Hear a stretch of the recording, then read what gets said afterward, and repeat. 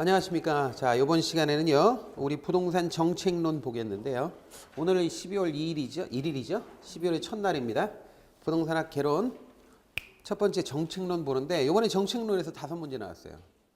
5문제 중에 2문제가 조금 시사적인 내용들이 나왔어. 그래서 2문제가 좀 어려워요. 어려운데, 이론과 관련되는 문제는 뭐 3문제가 여지없이 나왔고, 2문제도 전부 다 뭐냐면 응용하는 시사적인 문제라, 그래서 여러분들이 뭐 정상적으로 공부를 했으면 다 풀 수 있는 문제였어요. 근데 어쨌든 5문제 중에 3문제를 발췌해서 여기다가 관련되는 거에다가 넣었습니다. 어쨌든 부동산학개론 이번에 정책론 보겠습니다. 자, 일단 우리가 부동산 정책론이라고 하면 4편, 4편에 들어가요. 우리 교재도 그렇게 돼 있더라고요. 총론을 빼고 나면 3번째 장이에요. 근데 거기 보시면 이제 부동산 문제가 이제 정책의 시작이에요. 정책이라는 게 뭐냐? 국가가 가지고 있는 그 어떤 물리력이나 어떤 행정력 같은 거를 일관되게 부동산 시장에 개입시키는 게 정책이죠. 그게 특별히 부동산 정책이죠. 그런데 부동산 정책이라는 이름으로 국가 공권력이 개입한다. 그러면 이 시장이, 우리 시장은 시장 경제 체제거든요. 우리 경제가 시장 경제 체제이기 때문에 원칙적으로는 시장에 보이지 않는 손에 맡겨야 돼요. 근데 보이지 않는 손에 맡기지 않고 정부가 개입하는 이유는 시장에 뭔가 문제가 있어서 그래요. 시장이 아무 문제가 없으면 시장 개입할 이유가 없습니다. 국가가 개입할 이유가 없어요. 그런데 시장에 문제가 있기 때문에, 그렇기 때문에 이제 개입을 하죠. 그것이 이제 부동산 문제에 있어서는 토지 문제, 주택 문제라고 하는 겁니다. 토지나 주택 문제 형태로 나타나겠죠. 토지 문제는 뭐냐? 뭐니 해도 토지의 경우에는 땅이 생산되지 않는 거에서 생기는 문제예요. 이걸 뭐라 그래요? 물리적 부족 문제다, 이렇게 얘기하죠. 땅이 생산이 안 돼. 이건 뭐 때문에 그래요? 부증성 때문에 그렇습니다. 부증성이라는 건 땅을 생산할 수 없다는 뜻이에요. 그러다 보니까 공급이 완전 비탄력적이다, 이런 말을 하거든요. 공급이 완전 비탄력적이라는 건 무슨 뜻이냐면 가격이 아무리 바뀌어도 공급량이 단 한 평도 늘거나 줄 수 없다, 그겁니다. 그래서 그래프로 우리가 표현하면 여기가 가격이고 여기가 공급량이라고 가정했을 때 공급량 그래프는 이렇게, 그래프가 이렇게 되는 거예요. 자, 가격이 평당 100원을 해도 이만큼, 1000원을 해도 이만큼, 만원 해도 이만큼, 1억 해도 10억 해도 10조 수천 경을 해도 단 한 평도 늘릴 수가 없어요. 그렇기 때문에 토지의 공급 곡선은 만약에 10억 평이다 그러면 10억 평에서 한 평도 안 늘려요. 그러면 이렇게 되면 이걸 우리는 부증성이다, 이렇게 얘기하고, 이 그래프의 모습이 수직이다 이렇게 표현하든지, 아니면 완전 비탄력이다 이렇게 표현해요. 가격에 대해서 조금이라도 탄력적이지 않죠. 조금이라도 변하는 게 없잖아요. 가격이 얼마 하든 조금이라도 변하지 않으니까 이걸 점을 쭉 연결하면 수직이 되는 거고, 완전 비탄력이다 이렇게 얘기하는 거죠. 자, 이런 현상 때문에, 이건 물리적 부족 현상은 너무 간단해요. 그래서 가장 근본적인 건데, 이것 때문에, 물리적 부족 때문에 다른 사회적인 문제가 계속 나오는 거예요. 사회적 문제가 계속 나오는데, 첫 번째가 뭐냐? 물리적으로 땅이 부족하니까 땅값이 지속적으로 상승하는 현상이 발생합니다. 이것을 지가고라고 합니다. 지가고. 지가고라는 표현을 써요. 지가고라는 말은 원래 지가고등이라는 말의 약자예요. 그래서 고등이란 말이 높을 고자입니다. 이 높다 그런 뜻이고, 등자는 오를 등자라는 뜻. 오를 등, 비등하다 할 때 오를 등자를 써요. 그래서 지가고등 하면 지가가 높이 오를 등자, 오른다 그런 뜻이에요. 그런데 이걸 줄여서 그냥 지가고라고 그래요. 그래서 지가고라고 하는 건 지가가 정상적인 수준보다, 합리적인 수준보다 더 올라가는 현상을 지가고라고 하는 거죠. 그런데 이 지가고가 지가 상승 경향인데, 이게 한번 지가가 올라가면 잘 떨어지질 않아요. 잘 떨어지지 않아요. 지가라는 게 이 톱니바퀴 같이 돼가지고 한번 올라갔다 그러면 아래로 잘 안 떨어져. 이런 하방 경직성을 가지고 있다. 아래쪽 방향으로 경직, 딱딱하다 이거죠. 그러니까 아래쪽 방향으로는 잘 안 떨어지는 특성을 가지고 있는데, 아래쪽 방향으로 이게 경직돼 있다, 딱딱하다, 그래서 안 떨어진다 이거죠. 이게 이런 것 때문에 한번 땅값이 오르면 그 땅값 수준으로 경제가 형성돼요. 잘 안 떨어져. 그러니까 한번 땅값이 오르면 이게 사회적 비용이 많이 들어가는 거예요. 그래서 이런 폐단이 있다라는 거죠. 지가고입 폐단은 너무 많아서 헤아릴 수가 없어요. 그래서 지가고입 폐단 시험에 잘 나와요. 땅값이 지속적으로 상승하면 이렇게 공공용지 확보가 어렵다든지, 아니면 빈부격차가 심화된다든지, 그 다음에 근로의욕이 저하돼요. 사람들이 노동을 안 하려고 그래요. 일을 안 하려고 그래. 땅만 사가지고 가지고 있으면 벼락부자가 되는데, 누구는 쇠가 빠지게 그렇게 일을 해도 이게 집값 쫓아가기 어려운데 어떤 사람들은 돈이 있어가지고 땅이나 집에다 턱턱 묻어놓으면 바로바로 올라간다 이거죠. 떨어지는 게 없다. 이렇게 쉬운 투자가 어디 있어요. 보통 일반적인 투자는 주식이든 채권이든 뭐든 조마조마하면서 투자합니다. 떨어질까봐 내가 투자한 거에 했는데 이게 혹시 상투 잡아서 떨어지는 거 아닌가 걱정한단 말이죠. 근데 땅이라는 거는 떨어진 상태에서 투자를 해도 아래로 잘 안 떨어져. 오른 상태에서 투자해도. 그러니까 이렇게 쉬운 투자가 어디 있어요. 그러니까 개나 소나 다 하는 거예요. 그러니까 누구나 다 그냥 돈 있으면 들고 들어와서 땅에다가 투자를 해보니까 돈 있는 사람들은 좋죠. 땅값이 오르고 떨어지지도 않으니까. 없는 사람들은 어떻게 돼요? 대다수의 사람들은 먹고 살기 빠듯하고 여유자가 없어요. 이런 사람들이 땅이나 집을 미리 선취매할 수 없는 사람들은 그런 사람들은 오히려 더 가난해져요. 집값은 높은 줄 모르고 계속 올라가고 달나라로 갈 겁니다. 집값이. 그럼 계속 달나라로 가면 집 없는 사람들은 달나라까지 쫓아가야 되잖아. 월급 받아서. 그러니까 이게 이렇게 되면 이게 빈부격차가 계속 심화되는 거죠. 그래서 이 집값 패단 계속 나올 수 있어요. 그러니까 나중에 우리가 보고요. 자, 그다음에 이제 이런 문제 때문에 토지의 경우에는 토지용의 비효율성의 문제가 생겨요. 땅을 제대로 이용하느냐, 이용하지 못하느냐에 따라서 이 자원이 크게 많이 낭비가 됩니다. 그래서 꼭 필요한 곳은 필요한 용도에 이용할 수 있게끔 해야 돼요. 꼭 필요한데 여기는 주거용이 꼭 필요한데 무슨 공장이 들어오거나 카바레가 들어오면 안 된단 말이죠. 그래서 정부가 강제하죠. 이 땅은 토지 적상평가라는 걸 해보니까 이 땅은 주거용으로 이용하는 게 좋겠어. 이 땅은 그냥 농지로 이용하는 게 좋겠어. 그러면 거기에다가 용도를 지정합니다. 주거용, 여긴 농지, 여긴 상업용 이런 식으로. 이걸 지역지구제라고 그래요. 지역지구제라고 하는 걸 통해서 효율적인 이용을 도모한다 그런 얘기입니다. 세 번째는 개발이익 환수해야 되는 거 아주 중요한데요. 여러분들 조금 전에 봤지만 우리가 땅값이라는 거 이런 것들은 되게 땅이라는 거 투자해 놓으면 땅값이 되게 오르는 성향이 있고 거기다 잘 떨어지지도 않는다. 그걸 이용해서 투자하는데 더군다나 우리나라의 경우에는 이게 우리나라는 고도 성장기를 경험했어요. 요즘에는 안 그래요. 요즘에는 지금 성장이 둔화돼 가지고 오히려 미국보다도 성장률이 떨어진다 이런 얘기가 나오는 판인데 우리가 지난 70년대 80년대에 거쳐왔잖아요. 그때 고도 성장 단계였습니다. 아시다시피 우리나라는 6.25 직후에 우리나라 국민소득은 100불 정도밖에 안 됐어요. 100불 내외밖에 안 됐어요. 지금 방글라데시 정도 수준이었습니다. 그러니까 방글라데시 사람들 너무 차별하지 마세요. 우리도 못 살았어요. 우리가 아프리카 빈국보다도 못 살았어요. 에티오피아가 우리나라를 불쌍하다고 도와준다고 6.25 때 에티오피아가 우리를 도우러 왔어요. 그러니까 너무 그렇게 그 사람들 너무 천대하지 마세요. 한국 사람들 나쁜 사람들이야 자꾸 그러면. 거기다가 필리핀이 너무 불쌍해서 우리나라 체육관 지어줬어요. 헐벗고 그런 사람들이 불쌍하니까 체육관이라도 있어서 국민체육이라도 진흥시켜 준다고 해가지고 장충체육관 지어줬어요. 필리핀이 우리나라보다 훨씬 잘 살았다고 그래요. 근데 그런 과정을 거쳐서 우리나라가 고도 성장을 했어요. 로켓처럼 빵 하고 튀어 올라서 1년에 막 10% 이상씩 막 성장한 때가 있단 말이죠. 이렇게 하다 보니까 그 성장의 결과물로 갑자기 도시가 커지는 거야.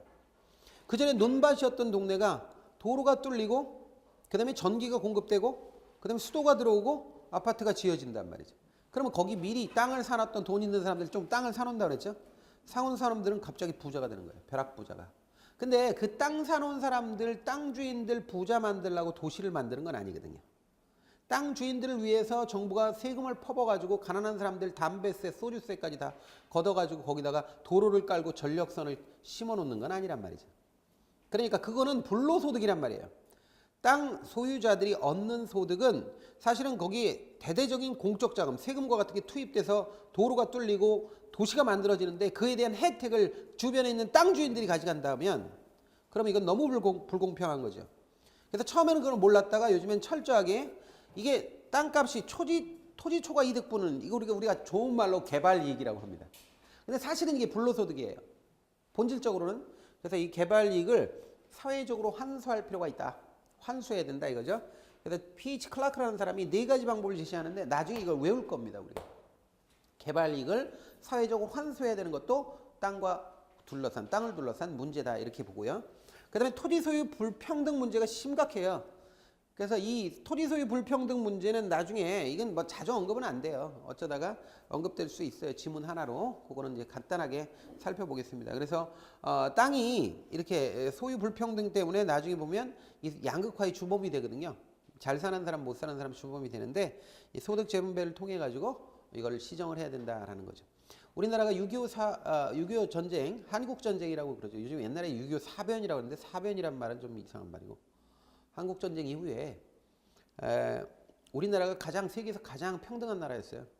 평등하게 못 살았어요. 평등한 나라였는데 그리고 IMF 이전까지도 제법 평등한 나라였어요. 우리가 평등한 나라였는데 IMF 이후에 갑자기 불평등이 심화됐습니다. 이 중심에 부동산이 있어요. 토지하고 부동산이. 어쨌든 그거를 토지 소유 불평등에서부터 연원하기 때문에 이런 것들을 우리가 살펴봐야 돼 나중에. 자, 그 다음에 이제 주택 문제 한번 봅시다. 이제 조금 전까지는 토지 문제였는데, 이번엔 주택 문제를 보는데요. 주택 문제는 양적 문제하고 질적 문제로 나눌 수 있어요.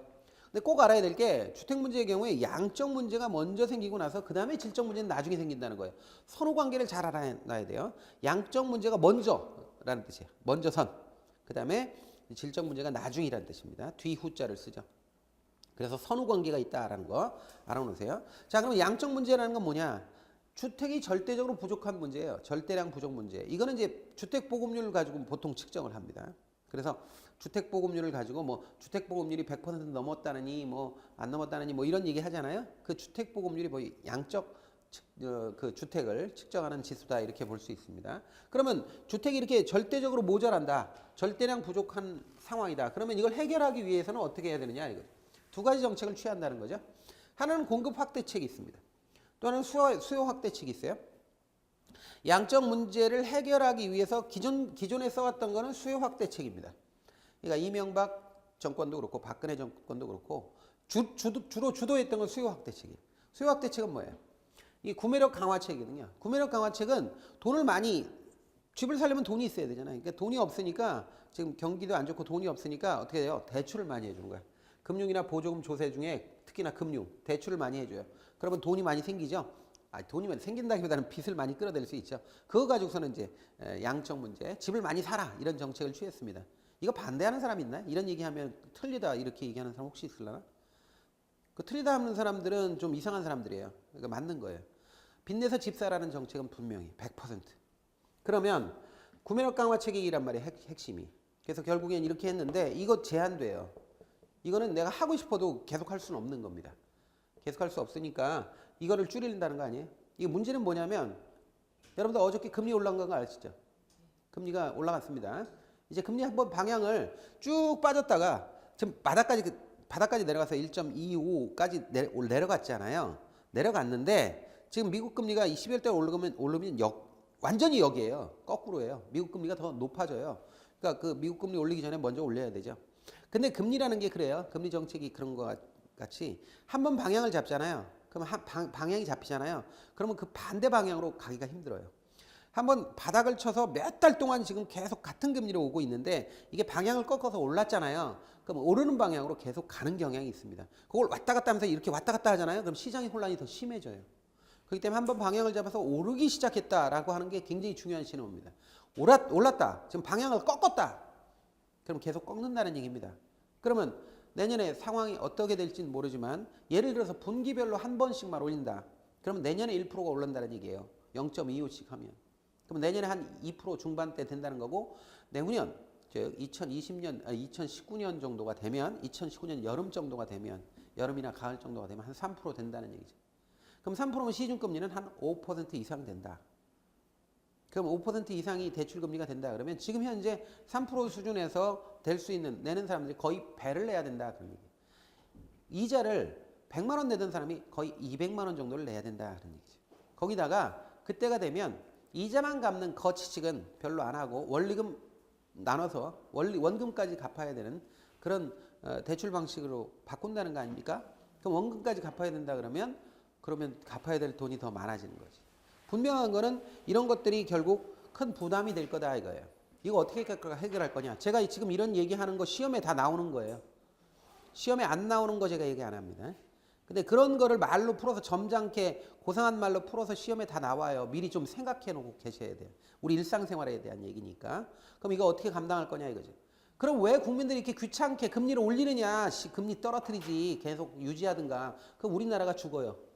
금리를 계속 저금리로 유지하고 있으면 우리나라가 죽어. 계속해서 대출 일어날 거고 대출 무한정 늘릴 수 없죠. 지금 우리가 국가 예산이 대충 얼마 정도 되는 줄 아세요? 1년 우리나라 살림이 400조 정도 내외합니다. 400조 내외. 근데 우리가 가지고 있는 가계부채가 기업부채 빼고 가계부채가 얼마냐? 1,400조입니다. 국가 예산의 3배가 넘죠. 3배 반이 개인들 부채입니다. 기업 부채는 거기다 포함시키지도 않았습니다. 그 다음에 공공부채는 포함시키지도 않았습니다. 기업 부채하고 공공부채를 포함시키면 약 5천조가 된다는 얘기가 있는데 그건 모르죠. 정확하게 집계를 안 해봐서. 그러나 천문학적으로 있는 건 확실해요. 근데 가장 중요한 게 이제 가계부채가 문제니까 가계부채 먼저 손을 본다는 거죠. 그렇게 보지 않고는 지금 어떻게 할 수가 없어요. 옴짝달싹 못해. 그래서 금리를 올려서 가계부채를 줄이고 사람들이 실질적으로 부담이 될 거라고 생각하면 대출을 안 받을 거 아닙니까? 있는 대출 갚고 새로 안 받고 그렇게 만든다는 거죠. 근데 지금까지는 계속 대출을 해가지고 그래서 부동산을 사게끔 한 거 아닙니까? 이쪽으로. 그러면 이게 계속 될 거라고 생각을 하시느냐 이거예요. 그래도 그 믿고 싶은 사람은 아무리 정부가 뭐라를 해도 난리를 쳐도 부동산 가격은 오른다 이렇게 하는 분들이 있는지 모르겠는데 그거는 이제 정부의 의지하고 뭐 이런 것들하고 이제 그 개인의 어떤 그 자본 또 돈을 추구하는 뭐 이윤을 추구하는 사람들의 의지의 싸움인지 그건 잘 모르겠어요. 그러나 객관적인 사실은 금리가 올라가면 부동산에 그렇게 긍정적이진 않아요. 그러니까 그거를 좀 생각을 해봐야 돼요. 그것도 변수 중에 하나다. 물론 금리가 올린다고 해가지고 뭐 부동산이 다 무너지고 그런 건 아닐 겁니다. 그렇게 극단적으로 얘기하는 사람, 그런 사람도 이상한 사람들이에요. 근데 그렇게까지는 아닌데 그래도 이 부정적인 영향을 줄 거다 하는 거 알아놓으시고요. 그 다음에 또 하나 뭐냐면 공급 확대책을 통해서 주택 문제를 해결할 수 있어요. 근데 공급 확대책을 하는데 공급 확대를 정부가 주도하느냐 민간이 주도하느냐 그 문제예요. 만약에 정부가 주도하지 않고 민간이 주도하게끔 한다 그러면 민간의 자율성 같은 걸 강조하는 거죠. 그래서 이명박 지난 정권, 박근혜 정권 때 민간 주도로 공급을 하게끔 했어요. 시장가로 공급하라고. 심지어는 주택보급률이 너무 크니까 임대사업조차도 정부가 하지 않고 민간에게 다 줘버린 거예요. 고임대료로 장사해 먹을 수 있게 민간업체한테 줬어. 그걸 우리가 뭐라고 그래요? 뉴스테이라고 그랬어. 뉴스테이 정책은 완전히 폐기됐다고 봐야 됩니다. 박근혜 때 뉴스테이는. 그거는 일반 사기업에게 임대사업을 맡긴 겁니다. 그러니까 그 임대료가 낮을 수가 없는 거지. 그래서 뉴스테이는 거의 폐기됐고 요번에 나왔지 않습니까? 5년 동안 100만 호를 짓겠다. 청년 세대 또는 신혼부부 먼저 배정을 하겠다. 그래서 100만 호 짓겠다. 그러면 지금 100만 호면 인구가 100만 호면 인구가 한 3.1명 정도 되는데 한 세대당 3명이라고 하면 3명이라고 하면 300만 정도가 입주할 수 있는 게 5년 이내에 만들어진다. 뭐 말 그대로라면 그 시장이 충격을 주겠습니까? 안 주겠습니까? 임대주택만 그렇다는 얘기죠. 민간주택 말고 공공부문의 임대주택만 이렇게 공급이 된다. 그러면 영향을 줄까 안 줄까요? 주겠죠. 지금 이렇게 얘기 나오는 거 보면 뭐 부천에 성남에 뭐 해가지고 이렇게 해가지고 골고루 해 택지 만든 다음에 싸게 해가지고 100만 원을 짓겠다는 건 아닙니까? 그러면 영향을 주겠죠. 지금 동탄이나 이런 데 어마어마하게 지어졌지 않습니까? 화성시, 용인시 쪽에 엄청나게 지어가지고 경기도에 엄청난 지금 입주 물량이 지금 폭탄이 기다리고 있는데 여기다가 그건 민간주택이고 공공주택에 장기적으로 100만 원을 지어가지고 아주 박살을 내버리겠다. 어? 더 이상 뭐 공급 부족이란 말이 안 나올 정도로 왕창 공급하겠다는 얘기입니다. 지금. 그래서 아주 양적인 문제를 아주 씨를 말려버리겠다. 절대량 부족, 집이 없어서 난리를 치는 그런 문제 없애버리겠다 이거죠. 그러면 서울은 그래도 공급을 못하지 않느냐. 서울은 이미 다 지었기 때문에. 근데 요즘에 GTX나 뭐 이런 거 전철역 같은 걸로 외곽으로 확장되잖아요. 그래서 서울이 오히려 서울 안에서 교통이 심해가지고 교통 문제 심해가지고 시간이 많이 걸려요. 서울 안에서 움직일 때. 차라리 외곽 이 광역도시철도 뭐 이런 거 연결되면 훨씬 나을 수도 있죠. 그걸로 사통팔달로 더 연결하겠다는 겁니다. 지금 전철 메트로선이에요. 그거 맨날 붐비는데 아주 죽을 뻔해. 아주 그것만 타면 7호선인가? 9호선? 예. 아주 죽겠어요. 미치겠어 아주. 근데 그런 거를 민자로다가 그 뚫어가지고 가장 좋은 거를 맥쿼리가 지어가지고 나중에 가지고 교통요금 올린다고 그래가지고 서울시가 인수한 거 아니에요? 저게 뭔 짓인지 무슨 요지경인지 모르죠. 저거 나중에 한번 털어야 돼 저거. 근데 그렇게 해놨단 말이에요, 이게. 그렇게 해가지고 교통 요지나 이런 것들을 알짜배기를 누군가 헤쳐먹었단 말이지.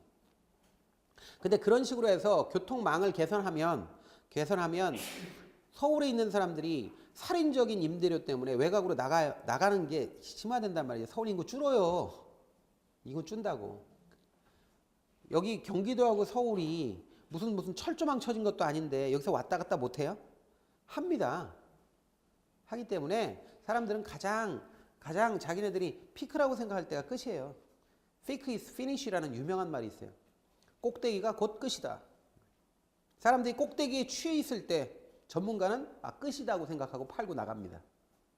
그러니까 이런 것도 생각을 해야 돼요. 공급 확대책은 두 가지가 있다. 정부에서 하는 거. 만약에 주택에 문제가 있을 것 같다 그러면 공급 확대책으로 유량 신축 대책이 있어요. 신도시 같은 거 짓는 거죠. 지금 정부에서 하는 거 김현미 장관 나와가지고 무슨 뭐 100만 원을 짓겠다 이런 게 신축 대책이에요. 그 다음에 절약 대책으로 뉴타운 같은 대책은 있어요. 기존에 있는 걸 전부 다 멸실시키는 게 아니라 그냥 어떻게 돼요? 새로 재건축하겠다 이거. 근데 이 문제는 이 뉴타운 같은 것들이 갑자기 이제 밀도를 높게 해가지고 여기 후진 동네 여기 별볼일 없는 동네 싹 다 헐어버린 다음에 새 집으로다가 뭐 층수 높게 해가지고 주겠다 이렇게 하면 눈이 다 돌아가가지고 그래가지고 투기판이 일어났단 말이죠. 지금까지는. 그러니까 어떻게 돼요? 이것 때문에 실제로 사업이 진척되는 것도 진척되는 거지만 이것 때문에 전국에 있는 집값을 다 올려. 음마 아파트를 진원지로 해가지고 재건축 재개발 쫙 해가지고 전부 다 전 국민이 미쳐버린다고. 돈 벌려고 환장하고. 그러니까 이거 이렇게 안 하겠다 이거예요. 서울시에서 이제 뉴타운의 개념을 바꾸겠다는 거죠. 그래서 기존에 있는 거를 밀도를 높여가지고 높게 지는 거 그런 게 아니라 새롭게 해가지고 이제 뭐예요? 무슨 뭐 타운을 이게 재생시키는 거예요. 도심 재생 사업으로 이제 바꾸겠다 그런 얘기입니다. 이런 대규모의 사업이 아니라 대규모 사업할 정도로 그 교통이 그걸 지원을 못해요. 만약에 고밀도로 아파트를 짓는다 그러면 주변에 그 교통 문제 어떻게 할 거냐 이거. 환경 문제 어떻게 할 거야. 채광 문제 어떻게 할 거야.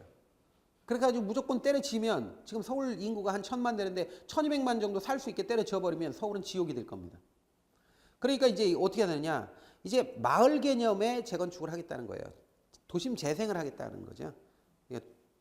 그런 대규모 사업이 아니라. 그래서 이게 다 바뀌고 있습니다. 그래서 다시 한번 정리해보죠. 자, 주택의 양적 문제가 일어나면 주택이 모자란다는 얘기예요.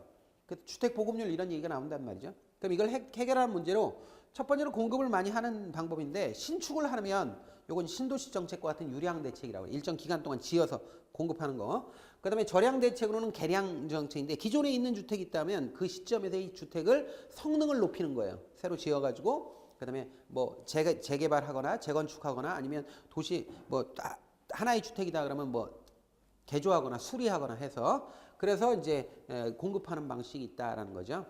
그 다음에 이제 이런 게 아무리 공급이 돼도 사람들이 돈이 없으면 안 되니까 수요를 확대시켜야 된다는 거죠. 수요 확대 시에는 여러 가지 방법이 있는데 가장 근본적인 건 뭐냐.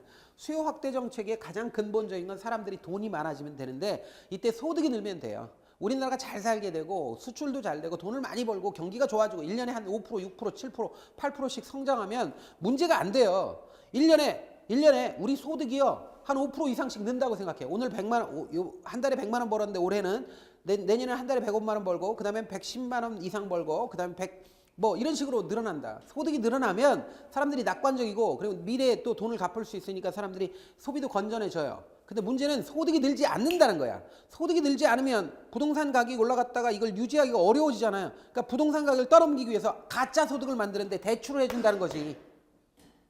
대출해줘. 미래 갚아야 될 돈 미리 땡겨서 그냥 집 사. 집값 오르면 너 괜찮잖아. 대출금 갚고도 집값이 더 올라. 그러니까 집을 나중에 팔고 이자 갚고 그 다음에 남는 것도 있으니까 집 사. 그냥 대출 받아서 집 사. 뭐 그리고 요즘 전세값도 비싸니까 집 사. 이렇게 한단 말이죠. 이렇게 돼버려요. 이렇게 돼버리면 어떻게 돼요? 구매력이 강화되죠. 그 다음에 집 사는 사람들에 대해서 보조금이나 조세까지 감면까지 해줬죠. 생애 최초 주택구입자들한테 뭘 취득세, 뭐 등록세, 뭐 50% 면제, 뭐 이런 식으로 한단 말이죠. 그렇게 되면 구매력이 높아져요. 그러면서 집을 많이 사게 되는 거죠. 그러면서 양적 문제가 해결된다 이거죠.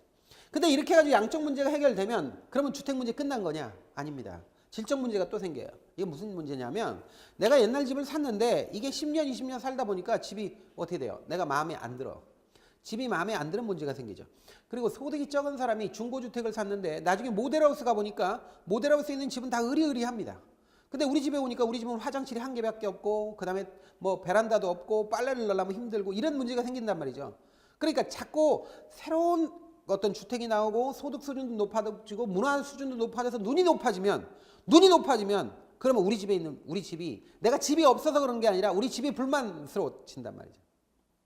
여기 전부 다 여자분들이지만 남성분들 저기 남편분들 생각해 보세요. 남편분이 자기랑 만나가지고 10년 살고 20년 살고 30년 살고 이렇게 살았다 말이에요. 살았으면 어떻게 돼? 처음에 연애할 때는 저기서 멀리서 봐도 막 가슴이 떨리고 막 이랬잖아요. 그런 시절이 다 있었잖아요. 지금은 기억도 안 나겠지만 하여튼 그런 시절이 있었어. 그런 시절이 있었는데 10년, 20년, 30년 살면 뭐 그런 생각 들어야 안 들어요? 그런 생각이 들면 비정상이야 그게. 그죠? 그런데 그 남편분이 말이죠. 맨날 그 보던 사람 이렇게 보다가 밖에 나가서 미스코리아를 봤다고 쳐봐. 미스코리아. 이쁜 미스코리아. 이게 사람이냐 이게 여우냐 하면서 미스코리아를 보면 충격받아. 남자들이 충격받아. 너무 인간이 이렇게 이쁠 수도 있구나. 그렇게 미스코리아를 봤다가 집에 딱 들어왔어. 집에 딱 들어와서 여러분들 봤다. 얼굴을 봤다. 그때 느끼는 게 뭐야? 이게 질적 주택 문제야. 에? 이게 뭐야? 지금 요즘에 집은 엄청 좋단 말이에요. 좋은데 우리 집에 딱 오면 이제 불만이야. 우리 집에 이제 불만스러운 거야. 그래서 이게 주택 서비스의 불만족 문제가 생긴다 이거. 이거는 집이 있어야 생기는 문제예요. 집이 없으면 이런 문제도 안 생겨. 집이 있어야 집에 대한 불만이 생기지. 마누라가 있어야 마누라에 대한 불만이 생기는 거예요. 결혼도 안 했는데 뭐 와이프에 대한 불만이 생길 수가 없는 거죠. 그러니까 집이 있어야 집에 대한 불만족이 생기는 거예요. 그래서 이게 먼저 이루어져야 그 다음에 이게 생기는 겁니다. 아시겠죠? 선후관계. 자, 이렇게 해서 부동산 문제 중에 주택 문제까지 살펴봤습니다. 자, 이번에 이제 정부가 시장 개입하는 걸 한번 보는데, 자, 보세요. 정부는요, 주택이나 토지 시장에 문제가 생겼을 때 들어갑니다.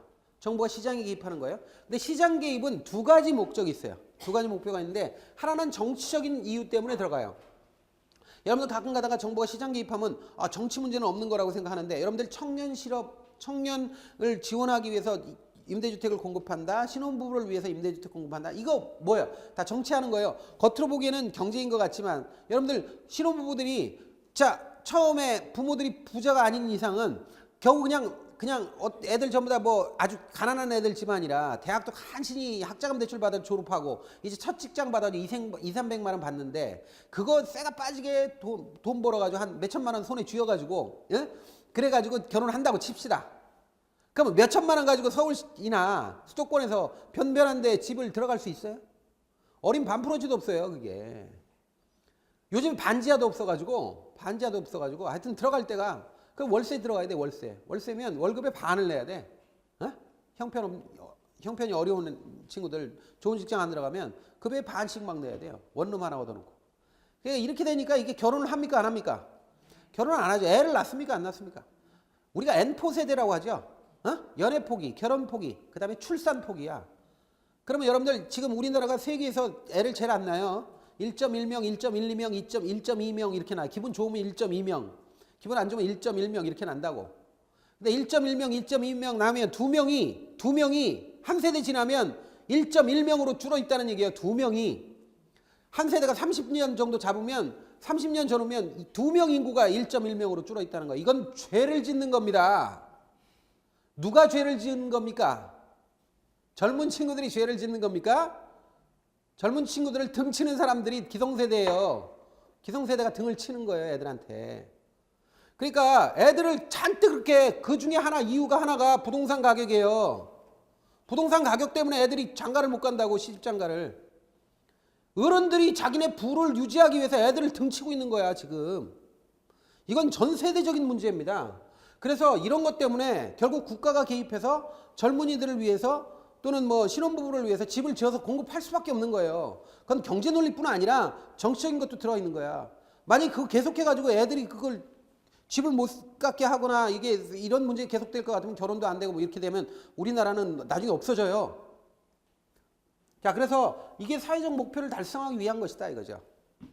그래서 효율성이나 형평성 같은 것들을 추구하는 게 정치적 기능이다. 그 다음에 이제 그 정치적 기능을 달성하기 위한 여러 가지 제도가 있어요. 대표적인 게 임대주택 제도라는 거죠. 그래서 신혼부부를 위한 임대주택 같은 거 지어서 막 공급하겠다는 거 아니에요. 그게. 그래서 임대주택 정책으로 임대료 규제하는 정책, 임대료 상한선을 둬가지고 일정 수준 이상 임대료 못 받게 하는 거. 전부 다 이게 정치적인 거예요. 그다음에 임대료 보조금 주는 제도. 일정 수준 이하의 저소득층, 무소득, 소득 약자들한테 일정 수준까지 이렇게 임대료 보조해 주는 거야. 돈을 보조해 주는 거. 세 번째는 공공주택을 짓는 거죠. 이 공공주택은 공공임대주택, 공공주택 건설정책 뭐 여러 가지가 있어요. 영구임대주택도 여기 들어가고 다 들어가는데 공공주택은 공적인 주체가 공공주택을 지어가지고 청년이나 신혼부부에게 그냥 싸게 주는 거예요. 자, 이렇게 하는 정책이 전부 다 정치적 기능이다라는 거고, 요게 꼭 나옵니다. 거의 매회 나오다시피 해요. 여기서 한 문제씩 골라서 내요. 아주 잘 나옵니다. 자, 그 다음에 이제 두 번째는 뭐냐면 정부가 정치적 기능만 하는 게 아니라 시장의 실패를 수정하기 위한 경제적 기능도 해요. 이게 경제적 기능이에요. 정부가 시장 개입하는 경제적 기능이에요. 그러면 경제적 기능으로 이건 시장의 실패를 수정한다라는 거예요. 이게 무슨 얘기냐면 시장이 아무 짓도 안 하고 시장에서 정부가 아무런 것도 안 하고 가만히 있으면 시장이 알아서 작동해가지고 그래가지고 모든 문제를 다 시장이 잘 해결할 것 같은데 그렇지 않다는 거예요. 그렇지 않고 시장도 뭔가 문제가 생겨서 시장이 자원 배분에 적정하게 자원 배분하는 거에 실패할 수 있다는 거지. 시장이 실패할 수 있다 이거예요. 지금 아주 쉽게 하려니까 더 어려워요. 근데 어쨌든 시장이 실패할 수 있다 이거예요. 그럼 시장이 실패를 못하면 시장이 패배하는 거니까 정부가 개입해서 도와주는 거죠. 시장 기능을 정상화시키는데 도와주는 거예요. 이걸 이제 시장의 실패를 수정한다 이렇게 얘기합니다. 그래서 대표적인 제도가 있는데 시장의 실패를 수정하는 정부의 정책의 대표적인 게 지역지구제하고 외부효과 문제야. 특히 외부효과 문제 이거 둘 다 이거 엄청 잘 나오는 겁니다. 시험에. 자, 그러면 도대체 시장이 실패라는 말이 있는데 시장이 왜 실패하느냐 이거지. 시장이 실패하는 이유가 뭐냐? 시장이 실패하는 건 시장이 자원의 적정 배분에 실패하는 건데 도대체 왜 실패하냐? 이유가 뭐냐? 이거 시험에 잘 나오죠. 첫 번째, 독과점. 독점이나 과점이면 시장이 불완전 경쟁 시장이라는 얘기인데 시장이 불완전하면 당연히 시장이 실패가 일어나요. 두 번째는 공공재의 경우엔 시장이 실패가 일어나. 공공재. 그냥 지금은 외우세요. 지금은 이제 이거 일일이 다 설명하는 건 시간 걸리니까. 공공재의 경우에 이런 가로등이나 도로나 국방이나 이런 거 공공재예요. 그런 거는요 개인이 제공을 못해요. 가로등을 개인이 만들어서 가로등 같은 거 밤에 이렇게 불 밝히고 이런 거는 시장에서 그렇게 놔두면 그게 생길 것 같은데 안 생겨요. 도로 개인 땅 자기 땅을 도로 부지로 내놓고 포장해가지고 여러 사람 이용하세요. 이거 시장에서 도로가 필요한데도 공급이 안 돼요. 시장 논리로 놔두면 자기 땅을 도로로 제공하는 사람이 없다니까. 시장이 실패한다니까. 그래서 이런 것들을 공공재라고 합니다. 그래서 공공재는 시장이 실패 일어나니까 공공재는 국가가 개입해서 국가가 세금 걷어서 직접 도로로 뚫고 항만도 만들고 공항도 만들고 그 다음에 가로등도 지어서 공급하고 이러는 거예요. 자, 그 다음에 규모의 경제가 일어나는 사업은 시장이 실패합니다. 규모의 경제가 일어나는 사업은 수도, 가스, 전력 이런 거예요. 수도, 가스, 전력 이런 거는 규모의 경제, 규모를 늘릴수록 경제적이 되는 거라 이거는 자연 독점, 독점자가 하나가 있는 게 더 나아요. 그렇게 될 수밖에 없어요. 그래서 이런 경우에는 정부가 나서서 합니다. 왜냐하면 민간이 수도의 공급자로 독점자가 하나가 되면 민간 업체가 나중에 수도물을 천문학적으로 올리죠. 그러니까 이건 국가가 해요. 철도, 전기, 수도 이런 것들은 규모의 경제가 일어나서 그래요. 그다음에 외부 효과 이거 굉장히 중요하죠. 외부 효과 아주 잘 나옵니다. 외부 효과라는 건 뭐냐? 어떤 사람의 행위가 다른 사람에게 미치는 효과예요. 긍정적이면 정의 외부 효과라고 그러고 부정적이면 부의 외부 효과라고 합니다. 그다음에 정보의 비대칭성 이것도 시장의 실패를 일으킵니다. 나는 아는 거를 저 사람이 모르거나 저 사람이 아는 걸 내가 모르는 것이 시장에서 일반적일 때 이렇게 정보가 비대칭적이다 또 불완전하다 이렇게 얘기하고 이러면 시장이 실패 일어나고 그다음에 무임승차가 일어나면 시장 실패 일어나는데 무임승차는 이 공공재하고 같이 연결돼 있어요. 그래서 공공재는 돈 내고 소비를 하지 않습니다. 가로등 같은 거 돈 내고 소비하지 않죠. 일반적인 도로는 돈 내고 우리가 길거리 다닐 때 도로 사용료 같은 거 안 내요. 이건 뭐냐 무임승차가 일어나는 거예요. 그렇기 때문에 이건 내가 도로를 실제로 얼마 이용했다 가로등의 혜택을 얼마 입었다 이런 거를 따질 수가 없어. 일일이 돈을 내고 할 수가 없어. 다 무임승차하는 거라. 그래서 그냥 세금을 내버립니다. 세금 내서 그냥 그 혜택을 받는 거죠. 자, 이런 것들이 시장의 실패 수정하는 건데 이거 나중에 외워야 되는 거죠. 자, 그러면 첫 번째로 우리가 다뤄야 될 게 바로 요 지역지구제와 외부 효과의 문제예요. 첫 번째는 주제가 뭐냐? 우리 시장의 실패를 수정하기 위한 정부의 개입입니다. 그걸 이제 공부를 해야 되는 거죠. 일단 첫 번째가 외부 효과입니다. 외부 효과 개념만 알아놓으세요. 일단 길게 생각하지 마시고 개념만 알아놓으세요. 외부 효과라는 건 뭐냐? 어떤 사람의 행위가 다른 사람에게 미치는 효과예요. 효과인데 다른 사람한테 미치는 효과인데 이게 시장을 통하지 않아야 된다. 굉장히 중요합니다. 시장을 통하지 않아야 된다. 주고받는 게 없어야 된다. 대가나 보상이 없어야 된다. 굉장히 중요해요. 만약에 어떤 사람의 행위가 다른 사람에게 유리하거나 불리하게 영향을 줬는데 그에 대해서 내가 당신한테 유리하게 영향을 줬으니까 당신 나한테 얼마 줘 해서 돈을 받거나 내가 당신한테 뭐 얼마 피해를 끼쳤으니까 그에 대한 보상으로 내가 얼마 줄게 받아 이렇게 하는 순간 이건 외부 효과가 아니야. 외부 효과가 아니라고. 이런 건 거래예요. 거래는 경제적인 거예요. 시장 안에서 이루어지는 거예요. 그러니까 어떤 사람의 행위가 다른 사람에게 영향을 미치되 주고받는 게 없어야 돼. 대가 관계나 보상 관계가 없어야 된다. 이걸 어려운 말로 시장을 통하지 않는다. 이렇게 얘기합니다. 이거 굉장히 중요해요. 이걸 놓치는 순간 여러분들은 외부 효과에 대해서 문제를 못 풀어 이제. 자, 이거 보세요. 내가 어떤 행위를 했어. 어떤 행위를 했는데 딴 사람한테 유리한 영향을 줬단 말이죠. 유리한 영향을 줬는데 그 사람한테 너 기분 좋지? 내가 이런 거 해서 너 이 혜택 받았잖아. 그러니까 나한테 한 10,000원 줘. 그래서 10,000원을 받는 순간 이건 외부 효과가 아니라고. 받지 말아야 외부 효과예요. 그러니까 시장을 통하지 않았다 이런 뜻이에요. 그러니까 대표적인 건 뭐냐면 정의외부 효과로 예를 드는 게 대표적인 게 양봉업자와 과수원업자 같은 거예요. 양봉업자는 벌을 치는 사람이고 과수원은 과수원이 있잖아요. 양봉업을 과수원에서 하면 옆에서 하면 되게 좋아. 왜냐면 벌이 그 과수원 옆에 있는 그 꽃 있잖아요. 그 꽃에 가서 꿀을 빨아오니까 꿀 생산량이 늘어. 근데 과수원도 좋아. 왜냐면 과수원이 벌이 날라와가지고 꽃가루 옮겨주니까 과일이 많이 생산돼. 서로 이익이에요. 그런데 만약에 과수원업자하고 양봉업자가 서로 만나가지고 당신네들 때문에 내가 이익 받고 우리 때문에 당신네 이익 받으니까 우리 정산합시다. 해가지고 주고받을 거 계산기 다 뜯어낸 다음에 양봉업자가 과수원업자한테 100만 원만 주면 되겠네 1년에 이렇게 해서 거래해서 청산하는 순간 이거 외부 효과가 아니에요. 이거 외부 효과가 아니라 이건 거래예요. 그리고 시장 안에서 그 거래가 시장 안에서 이 문제가 해결되는 거예요. 그러니까 시장을 통하지 않고 서로 유리하거나 불리한 효과가 있어도 주고받는 게 없어야 외부 효과라고. 이거 개념을 제가 이렇게 강조하는 걸 잘 이해를 하셔야 돼요. 이거 개념 이해 못하면 여러분들 외부 효과를 이해 못한 거예요. 주고받는 게 없어야 돼. 시장을 통하지 않아야 한다는 거예요. 이거 꼭 기억해야 돼요. 자, 그러면 정의외부 효과부터 한번 보겠습니다. 정의외부 효과는 어떤 사람의 행위가 다른 사람에게 혜택을 주는데 그에 대한 보상을 받지 않은 상태. 이게 정의외부 효과예요. 그러면 정의외부 효과가 일어나는 외부 경제라고도 그래요. 이 예로 대표적으로 드는 게 뭐 발명을 하거나 공원이나 녹지를 만들거나 아니면 독립운동하거나 이런 거예요. 예를 들어서 여기서 공원이나 녹지한 것 같은 거 한번 예를 들어보죠. 여러분들 공원이나 녹지라는 게 인간 생활에 필요합니까? 필요하지 않습니까? 필요하죠. 필요한데 만약에 정보가 없다고 생각해. 시장에. 세상에 정보가 없어. 그리고 경제학 가정에 인간은 이기적 존재라고 그랬죠. 이기적인 인간들만 득실득실하는데 정보는 없어. 그럼 공원이나 녹지가 생겨야 안 생겨요? 생길 수가 없지. 누가 자기 땅을 공원이나 녹지로 만들어서 공급을 해요. 돈도 안 생기는데. 그죠? 그러니까 공원이나 녹지는 꼭 필요하다고 그랬죠. 인간 생활에 꼭 필요해요. 녹지 없으면 사람들 자살률 확 올라가요, 도시에. 여러분들 그 미국의 유명한 그 시카고인가 어디에 무슨 브릿지가 아주 유명한 달이 있었어요. 자살다리라고. 별명이 자살다리야. 응? 자살다리인데 이게 유명한 거예요. 이게 마케팅 할 때. 이게 다리가 푸른색이었다고. 푸른색. 여러분들 블루라고? 푸른색, 파란색이라고? 근데 파란색 너무 많이 좋아하시면 안 돼. 저도 파란색을 많이 입는데 빨간색이 아예 없어요. 저는 빨간색 되게 싫어해서 그쪽 계통은.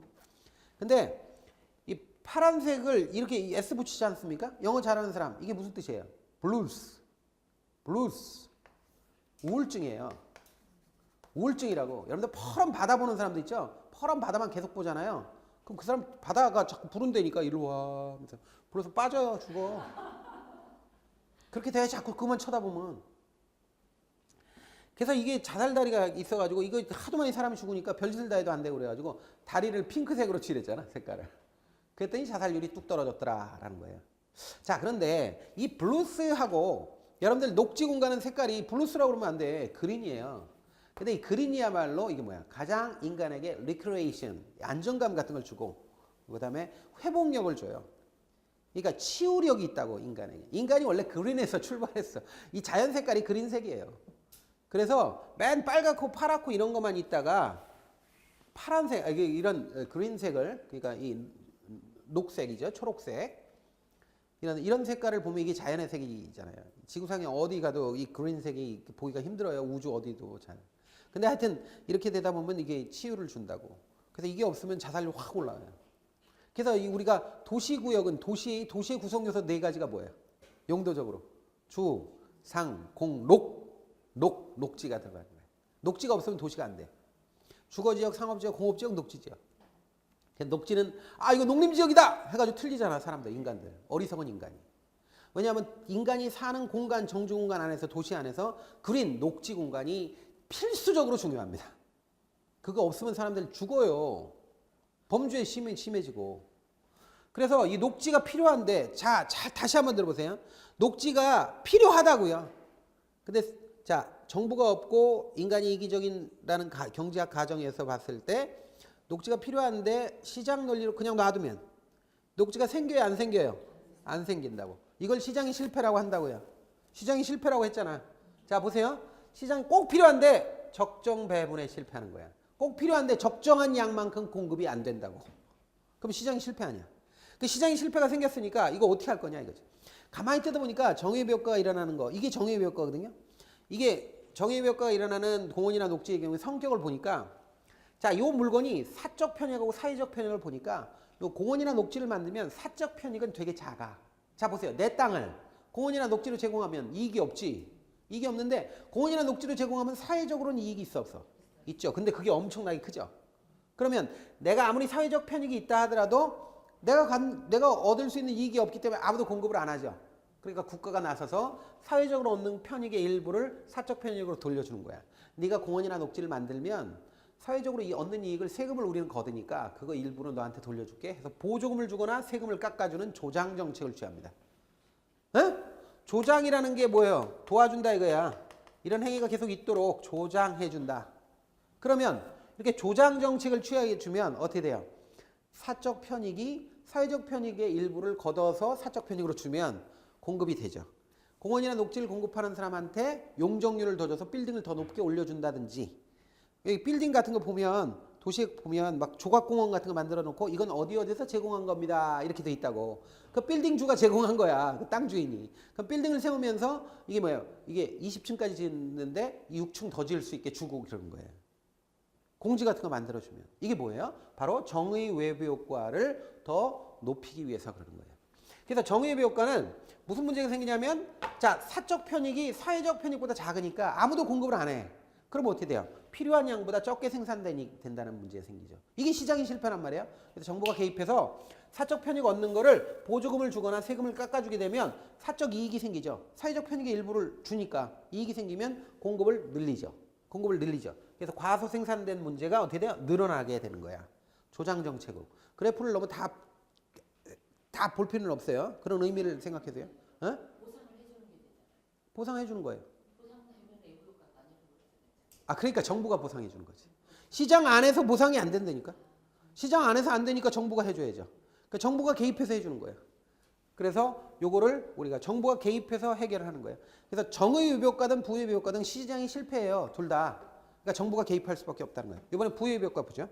자, 부의 위배효과는 뭐냐면 대표적인 예가 뭐냐면 오염물질을 배출하는 공장이야.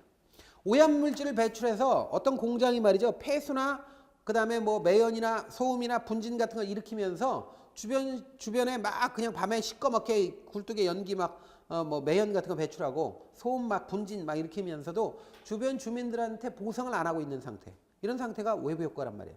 근데 부외부 효과죠. 그런데 문제는 부외부 효과가 일어나는 그런 공장 같은 거는 그 오염물질을 배출하는데 정화시설 같은 걸 안 했잖아요. 그러니까 비용을 아낄 수 있어, 자기네들이. 비용을 아낄 수 있죠. 비용을 아끼니까 아주 저렴한 가격이 생산할 수 있단 말이죠. 그러면 생산성이 높아지고 남들보다, 그러니까 비용을 털어부어가지고 오염물질 배출할 때 정화시설한 공장보다 물건값을 싸게 만들 수 있다고.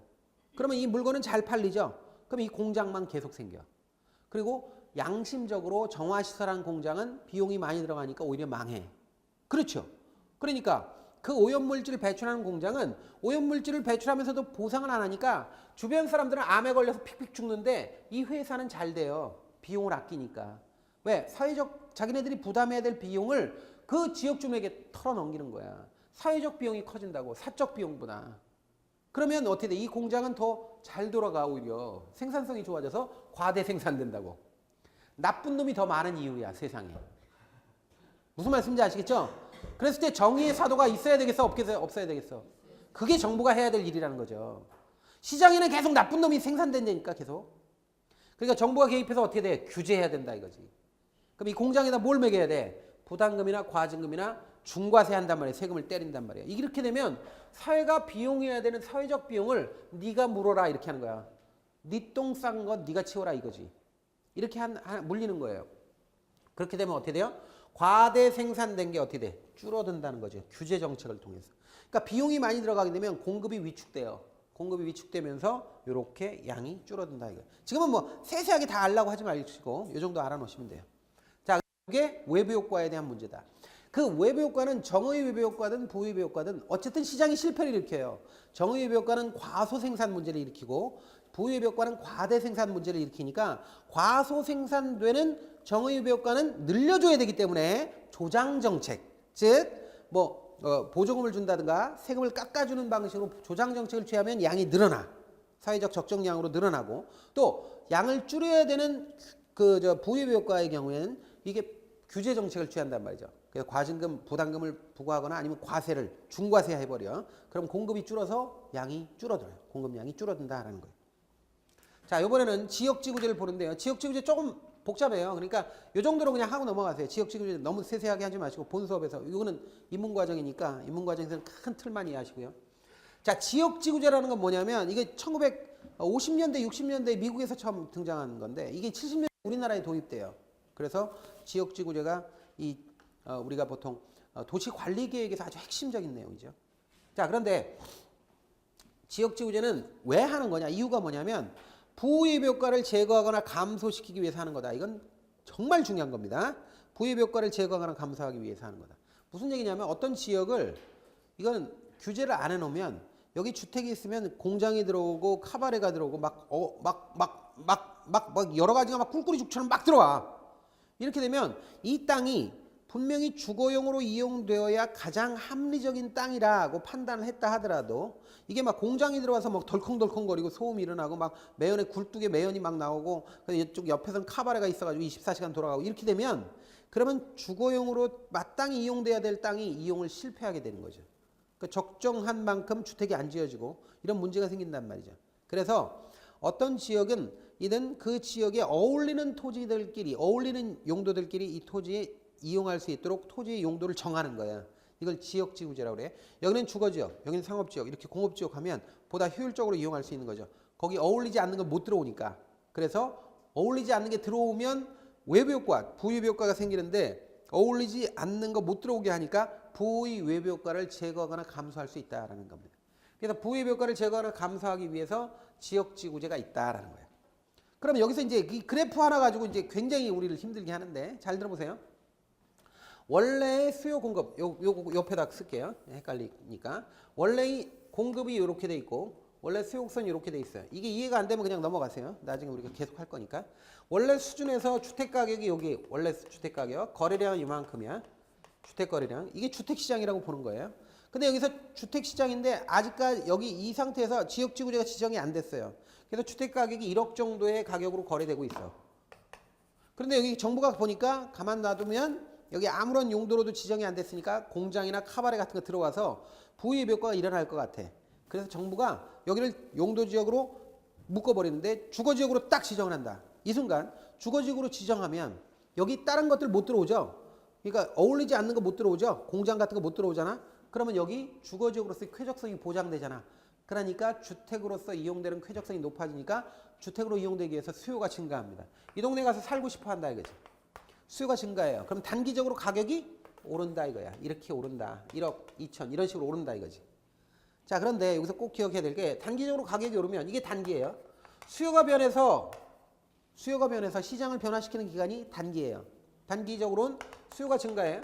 수요가 증가하면 가격이 오르지. 임대료가 오른단 말이에요. 여기까지가 단기야. 근데 문제는 이렇게 되면 저기서는 집값이 올랐네. 그럼 어떻게 돼? 공급이 증가하죠. 근데 공급은 금방 펑 하고 늘어날 수 없기 때문에 공급이 늘어나는 기간을 장기라고 하는 거예요. 단기하고 장기를 구분할 때 단기는 3개월이고 장기는 1년 이상이고 뭐 이런 쓸데없는 생각하지 마세요. 단기는 수요가 변해서 시장을 변화시키는 기간이 단기고 장기는 공급이 변하는 시간이 장기예요. 공급은 금방 안 되니까 주택시장에서. 그래서 장기적으로 보세요. 공급이 늘어. 공급이 가격이 올랐으니까 늘지. 우리가 배웠잖아요. 경제 이론에서 가격이 오르면 공급이 느는 거야. 공급이 느는데 문제는 공급이 늘 때 시멘트, 레미콘, 철근, 목재, 인건비 같은 거 좁은 동네에 시멘트, 레미콘, 철근, 목재 같은 거 가격이 오르겠어 안 오르겠어? 여기 건축붐이 일어나면. 에? 오르지. 잘 보세요. 요 동네가 지역지구지상 주거지역이 돼가지고 가격이 올랐어. 그래서 건설업자들이 저기 가면 돈을 벌 수 있어. 최소한 2천만 원을 벌 수 있어. 원래 1억이었는데 2천만 원 올랐으니까 2천만 원 저건 먹기 위해서 1억이면 질 수 있는 게 2천만 원 올랐잖아요. 그러니까 막 들어와. 그러면 들어와서 여기서 시멘트, 레미콘, 철근, 목재 뭐 이렇게 땅 사고 뭐 이러는 과정에서 가격이 오를까 안 오를까? 오르죠. 건축비가. 오르죠. 건축비가 일반적으로 오르라. 건축비가 오르면 어떻게 돼요? 원래 가격인 1억 수준까지 떨어질 정도로 떨어지게끔 건축비가 오른 만큼 어떻게 돼요?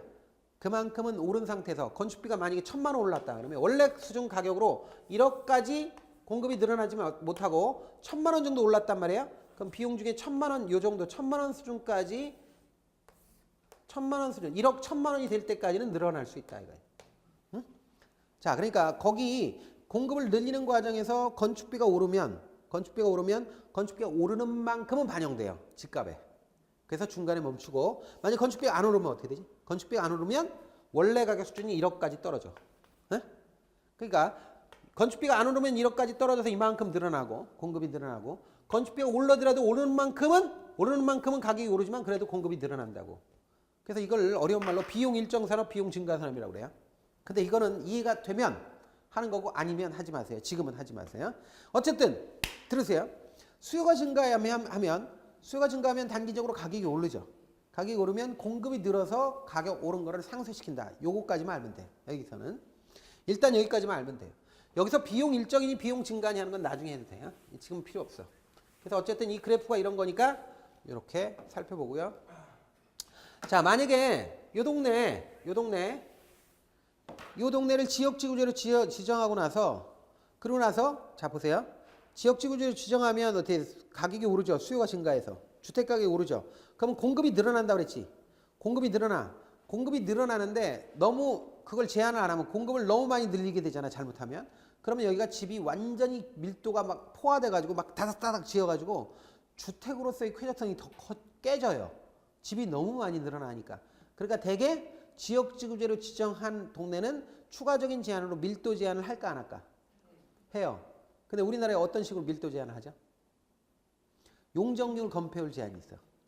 용적률이나 건폐율 들어봤죠? 건폐율은 땅에 대해서 1층 바닥 면적의 비율이고 용적률은 땅에 대해서 바닥 면적의 합인 연면적을 제한하는 건데 이게 1종 전용 주거지역, 2종 전용 주거지역, 그다음에 일반 주거지역 1, 2, 3종 이게 다 달라요. 그러니까 거기서 딱 지정하는 순간 일정한 밀도 이상은 못 짓게 하는 거예요. 똑같은 거예요, 그게. 그래서 만약에 지역지구제를 딱 시행하잖아요. 그럼 그 지역지구제에 거기에 해당하는 밀도만큼 이상은 못 지어요. 그럼 결국 그게 추가적인 제한이 되고 신축을 못하게 하는 거죠. 그러면 어떻게 되느냐면 그 신축을 못하는 거하고 똑같단 말이에요, 이게. 그 추가적인 제한이 있기 때문에 밀도 제한이 건폐율 용적률 제한이 있기 때문에 그렇게 되면 그것이 집을 못 늘리게 되니까 원래 지역지구제를 통해서 가격이 오른 게 떨어지질 않는다 이거예요. 떨어지질 않으니까 기존에 있는 집주인들은 독점자가 된다라는 거죠. 이때 독점에는 사전적 독점만 문제가 되지 사후적 독점은 문제가 되지 않는다. 이런 것들이 있는데 이건 나중에 우리가 해도 돼요. 어쨌든 여기까지가 우리가 지역지구제와 관련되는 내용이에요. 지금 잘 이해가 못해도 상관없어. 큰 틀만 이해하면 돼. 자, 그러면 개발권 양도제도 우리가 나중에 다룰 테니까 이건 크게 신경 안 써도 돼요. 요거 관련되는 문제 보겠습니다. 부동산 정책에 관한 설명으로 옳은 것을 모두 고른 것. 옳은 것. 기업, 공공재. 금방 봤죠? 공공재? 또는 외부 효과. 존재는 정부의 시장 개입 근거가 된다. 맞잖아. 시장 개입할 때 공공재 외부 효과 이게 시장 실패이니까 들어가야 된다고 그랬잖아. 니은 부유입 효과는 사회가 부담하는 비용을 감소시킨다. X지. 자, 지금 보세요. 부의 효과 뭐라 그랬어? 부의 효과는 사회적 비용이 많이 들어가잖아. 감소시킨다 그러면 안 되지. 그래서 그거 틀렸고, 그 다음에 디귿. 부동산 조세는 소득 재분배 효과를 기대할 수 있다. 아직 조세 안 배웠어요. 근데 정부가 세금을 뜯는 이유는 뭐예요? 세금을 뜯어서 가난한 사람한테 배분하는 게 있단 말이에요. 그 기능이. 그걸 소득 재분배라고 그래요. 소득 재분배 기대 있어요. 효과 있어요. 리얼. 용도 지역은 토지를 경제적 효율적으로 이용하고 공공복리 증진을 도모하기 위하여 지정하는 거예요. 그러니까 지역지구제를 함으로써 경제적 효율적으로 만든다. 효율적으로 관리하기 위해서 한다. 우리가 국토계획법에서 지역지구제 하는 게 국토계획법의 목적이 뭐야? 국토의 효율적 이용 아니에요. 그러니까 그거하고 공공복리를 위해서 이렇게 어디는 주거지역, 상업지역, 공업지역 하는 게 전부 다 이게 복리를 위해서 하는 거다. 전체 우리 삶을 잘 살게 하기 위해서 하는 거다. 그러니까 이런 좋은 말이 나오면 되게 틀린 데가 없어요. 그래서 맞는 거는 좋아. 이걸 잘 모른다 하더라도 대충 이제 범위가 좁아지는데 확실한 건 뭐냐? 니은 틀렸어. 니은 틀렸으니까 니은 들어가는 건 일단 하나가 틀린 거예요. 요거하고 요건 1번하고 5번은 답이 아닌 거지. 답이 아닌 거지. 근데 이게 다 맞는 거 이렇게 고르는 거니까 이게 디귿, 니은 확실하게 빼고 기역, 니은, 디귿이다 이거예요. 아, 기역, 니은, 리을이다 이거지. 아, 기역, 니은이야? 아, 기역, 디귿, 리을. 발음이 영 시원찮아가지고 4번이 답입니다 이거. 그러니까 이런 식으로 해가지고 시험 문제 나왔어요. 그러니까 이게 이제 포괄적인 문제죠. 그러니까 이 앞부분에 부동산 정책과 관련된 포괄적인 문제 나왔습니다. 쉬었다가 계속 이어서 보죠.